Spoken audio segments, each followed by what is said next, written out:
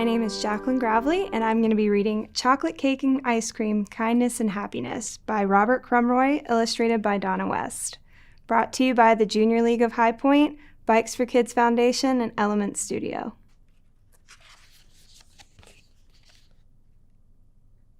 My name is Ruthie, and I am not happy.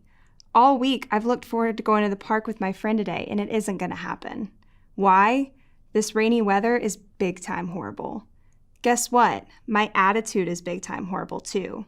My mom told me to lose the attitude, but I'm not listening.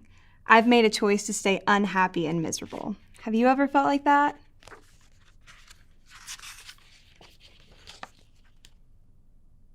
Noticing that my bad attitude wasn't getting better, my mom handed me an umbrella with instructions to walk 6 houses down the street to Aunt Millie's to borrow a stick of butter. I thought to myself, can this get any worse? I can't go to the park with my friend, and now I have to do a chore for my mom in the pouring rain. What a horrible day. With my bad attitude, I started walking to Aunt Millie's and saw our neighbor, Mrs. Davis, standing in her driveway. I guess she was waiting for a ride. My attitude said don't stop, but I thought I should at least ask if she wanted to share my umbrella. She thanked me, and within a few minutes, her ride arrived. She thanked me again for being so kind, gave me a hug, and then slid $2 into my coat pocket. Wow, that was a surprise. She didn't know how bad my attitude was, but being kind to her made me feel a little happier. As I turned to continue my walk, I almost tripped over a little puppy standing right behind me. Soaking wet, scared, and shivering, he looked really sad. I guess he was having a bad day too. I looked around thinking his owner had to be nearby, but no one was visible. I picked him up to help him get warm and said, "Where did you come from, little guy?" I told him that Aunt Millie would help us figure out how to find his owner. We were only 2 houses away. I gave him a little hug, and that's when he licked me right on the nose. Regardless of my bad attitude, I couldn't help but laugh.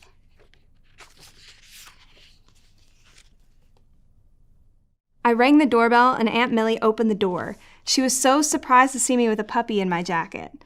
"What a cute puppy you have here," she exclaimed. "What's his name?" I explained what happened, and she quickly made some phone calls to neighbors to see if we could find his owner. In the meantime, we both enjoyed the company of the little puppy. Aunt Millie found a blanket for the puppy, and then she joined me on the floor to pet and play with our new little friend. It wasn't long before the doorbell rang. The puppy's owner was Aunt Millie's new neighbor, a girl about my age. She heard that we had found her puppy and ran over to get him. She and the puppy were so excited to see each other. She was so thankful that I had found him that she invited me to her house to play for the day. Aunt Millie called my mom, and Mom said I could go. We spent the whole afternoon playing, and we had a great time together. Before leaving, we decided that tomorrow we would go to the park together and take the puppy.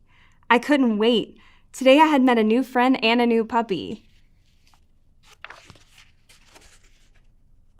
When I got home, I told Mom about the puppy, my new friend, my plans to go to the park tomorrow, helping Mrs. Davis, and the $2 she gave me. After all of that, Mom said I had earned something special for being so kind to the puppy and to Mrs. Davis. She then placed a huge piece of her fresh baked chocolate cake with a scoop of ice cream right in front of me. My favorite dessert. Wow, this had turned out to be a great day. Climbing into bed, I couldn't wait for tomorrow, when I would go to the park with my new friend and her puppy. I realized how choosing to have a bad attitude in the morning hadn't made me happy. It had actually made me miserable, and it could have ruined my whole day. Just like chocolate cake and ice cream go together, I learned that kindness and happiness go together too. When you are kind to others, you don't need to look for happiness. Happiness will find you. The end.